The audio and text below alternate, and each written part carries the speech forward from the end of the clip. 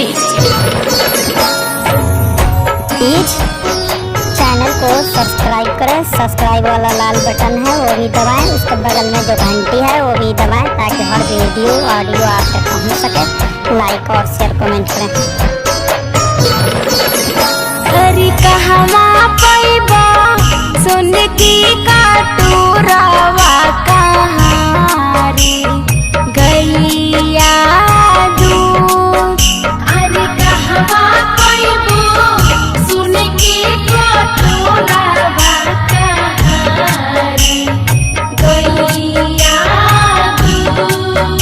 हरी कहवा पैबा पनमा के बीरा रगी याकी होबे। एहु कहवा पैबो पनमा के बीरा रगी याकी होबे। एहु सुनरा घरवा सुन के कटोरवा तो हीरो घरवा दूध।